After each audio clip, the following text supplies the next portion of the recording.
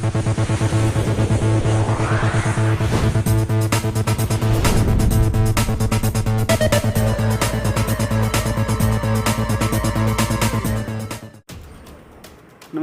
मैं नरेंद्र सिंह खामरा आपके अपने YouTube चैनल ओल्ड न्यूज़ में आपका स्वागत करता हूं।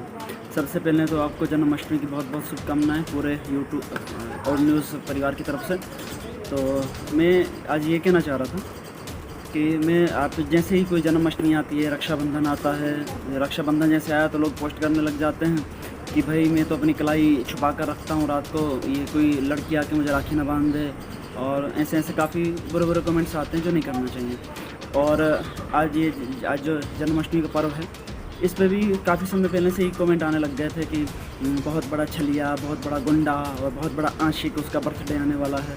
तो क्या हमारी यही संस्कृति रह गई है? हम अपने इष्ट के प्रति ऐसी बातें करेंगे कि बहुत बड़ा आशिक? भाई आप लोगों ने कहाँ देख लिया उन्हें आशिकी करते हुए?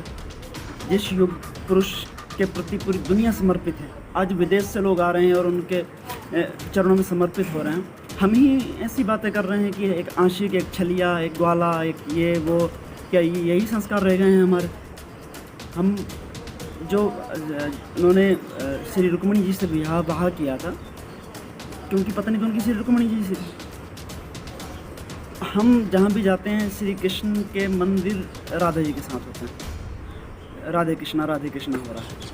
क्या हम अपने बच्चों को यही बताएंगे? क्या कल को हमारे बच्चे हमसे पूछेंगे कि ये कौन है राधा जी के बारे में, तो हम उन्हें क्या कहेंगे? बच्चे तो कहेंगे ये उनकी पत्नी है, तो हम कहेंगे नहीं उनकी पत्नी नहीं है, तो हम क्या कहेंगे? आपके पास कोई जवाब है इस बात का? आपने जिन माता रुक्मिणी ने उनके साथ 7 फेरे लेकर पूरा जीवन व्यतीत किया, जिस माता रुक्मिणी के गर्भ से इतना बड़ा योद्धा प्रद्युम्न पैदा हुआ, उनका तो हम नाम ही भूल गए। हमें तो सिर्फ राधा जी ही याद हैं। अरे राधा जी के बारे में आप कितना जानते हैं? ना आप शायद उनके माता पिता के बारे में जानते होंगे, ना उनके भाई के बारे में जानते होंगे, ना उनके पति के बारे में जानते होंगे। बस राधे कृष्णा हो रहा है। आप किस जनरेशन की ओर बढ़ रहे हैं? और एक कुछ दिनों पहले मैंने कमेंट्स देखा था जिसमें वो वीडियो था मुरारी बापू का। वो कह रहे थे कि बलराम जी तो इतने बड़े नशेड़ी थे, पी के हमेशा गलियों में पड़े रहते थे। अरे मूर्ख मुरारी बापू, ढोंगी, पाखंडी, उस ज़माने को छोड़, तो आज के ज़माने की बात कर। आज के ज़माने में अगर कोई शराबी है जो रात दिन पी के गलियों में पड़ा रहता है, उससे गली का कुत्ता तक नहीं डरता। और बलराम जी का नाम सुनकर तेरे जैसे ढोंगियों की पेंट गीली भी, पीली भी, सब कुछ हो जाती थी। पेंट क्या, धोती, मतलब उस समय तो पेंट होती नहीं होगी, तो धोती शायद ये मुरारी जो ढोंगी है, पापी, ये तो आज भी धोती पहनता है। तो इसकी बलराम जी का नाम सुन के ऐसे ढोंगियों की धोती गीली हो जाया करती थी।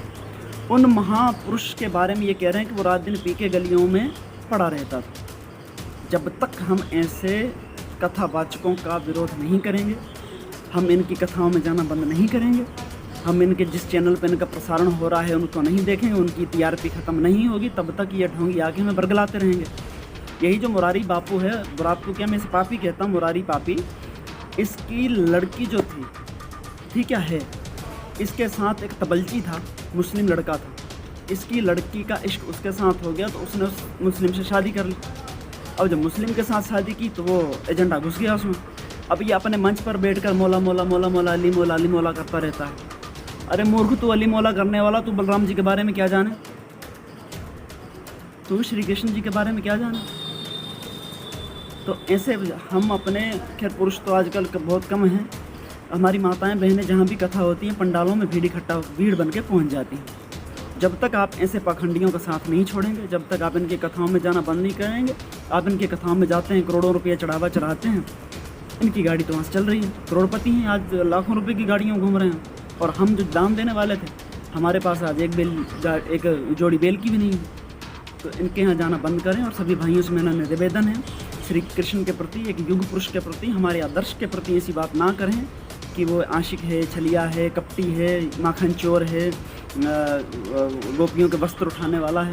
अरे भाई, जिस टाइम पे उन्होंने कंस का वध किया था, उनकी उम्र ही कितनी थी? ज़्यादा से ज़्यादा 8-10 साल होगी, 11 साल होगी। इस उम्र में वो किस गोपी का उन्होंने जाके वस्त्र चीरहरण कर लिया, भी किसके कपड़े उठा लिए? तो ऐसे कथावाचकों की कथा ना सुने।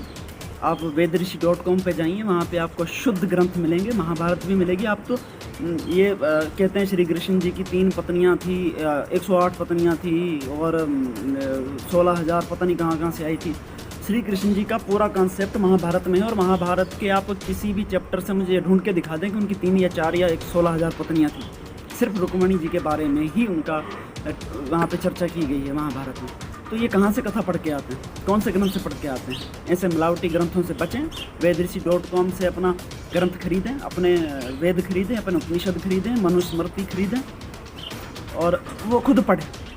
फिर आपको पता चलेगा कि धर्म क्या चीज़ है और धर्म के बारे में क्या लिखा हुआ है। अब फालतू में जब आप ही आपके इष्ट के प्रति ऐसी बातें करने लग जाएंगे तो विधर्मी क्या करेंगे? विधर्मियों को तो मौका मिल जाएगा। और कुछ विधर्मी हैं जो फेसबुक पर या व्हाट्सएप पे संदीप कुमार, प्रदीप कुमार ऐसे नाम रखे हुए हैं और ऐसे फालतू के पोस्ट डालते हैं और हम सोचते हैं ये तो हमारे हिंदू भाई हैं। तो उनसे भी बचें और जो आपके मन में ऐसे ख्याल हैं वो भी अपने प्रति निकाल दें। और इसी के साथ ज़रूरी नहीं कि सबके विचार मुझसे मिलते हों। जैसे जो मैं मिलावटी ग्रंथों की बात कर रहा था, तो मैं उदाहरण तौर पे आपको एक चीज़ बता दूं। लगभग आज के युग में वाल्मीकि रामायण तो शायद बहुत कम ही बंदे जानते हैं और बहुत कम लोगों ने पढ़ी हुई है। तुलसीदास जी की रामचरितमानस लगभग हर घर में मिलती है। तो आप उसमें से जो एक प्रसंग आता है लक्ष्मण रेखा का, आप उस रामचरितमानस में से वाल्मीकि जी की रामायण में से मुझे ढूंढ के दे दें तो मैं आपका आभारी रहूँगा। एक रामचरितमानस में जब वो प्रसंग नहीं है तो भी वो कथा कितनी प्रचलित हो गई है कि लक्ष्मण जी ने लक्ष्मण रेखा खींची थी, सीता जी बाहर चली गई। ये पूरा कॉन्सेप्ट किसी भी रामायण में नहीं है। जब वो ना होते भी जब ये कथा इतनी प्रचलित हो गई है तो जो चीज़ें मनगढ़ंत अपने ग्रंथों में भरी हुई हैं, वो जो हमारे जो रामानंद सागर थे या B.R. चोपड़ा जी थे, उन्होंने जो उन ग्रंथों में पढ़ा उनकी भी गलती नहीं है, जो उन्होंने पढ़ा और वो दिखा दिया। अब हमें खुद सोचना होगा कि हमारे ग्रंथों में कितनी मिलावट हुई है, कितना उन्होंने उसमें विधर्मियों ने मिश्रण करवाया है या कि उन ग्रंथों में। तो हमें उन चीज़ों से बचना है। वेदऋषि.com पे जाइए, शुद्ध ग्रंथ खरीदिए, खुद पढ़िए, खुद उसका आंकलन कीजिए। और जो मैं ये कहना चाह रहा था अभी कि ज़रूरी नहीं कि आपकी मेरी जितनी भी बातें हैं सब आपके साथ मैच होंगी, मेरे विचार आपके विचारों से मैच होंगे, ज़रूरी नहीं है। तो जिनके विचार मेरे विचारों से मैच होते हैं तो विशेष तौर पे ध्यान दें और जिनके नहीं होते वो भी ध्यान दें। और अगर आपको बुरा लगा हो तो उसके लिए क्षमा प्रार्थी हूँ। जय हिंद, वंदे मातरम, जय श्री कृष्ण।